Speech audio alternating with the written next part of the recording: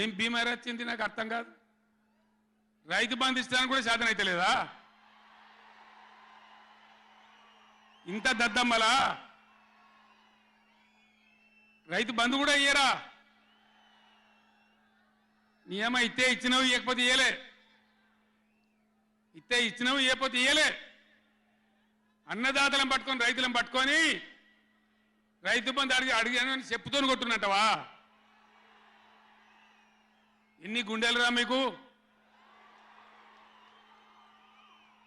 ఎట్లా మాట్లాడతారు? కండకావరమా? కన్ను నెత్తికొచ్చినాయా? ప్రజలని నానేది అట్లా. ఒక్క మాట చెప్తున్న జాగ్రత్త. నోడు దురిసి మాట్లాడటోలారా, చెప్పులు పంటలు పండించే రైతులకు కూడా ఉంటాయి.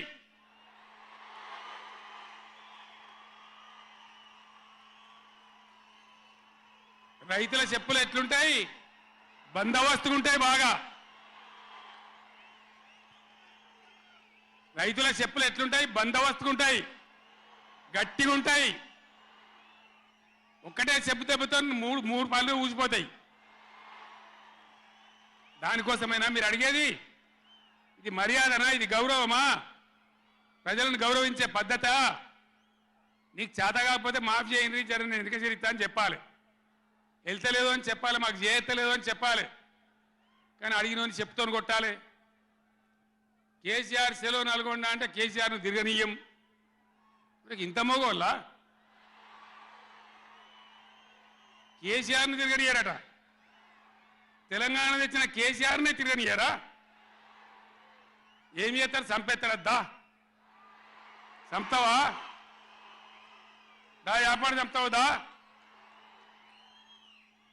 కేసీఆర్ని చంపి మీరు ఉంటారా? ఇది పద్ధత?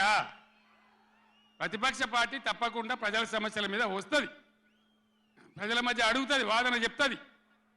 నీ దమ్ముంటే మేము చేసిన దానికన్నా ఇంకా మంచిగా చేసి చూపి. కరెంటు మంచిగా చూపి.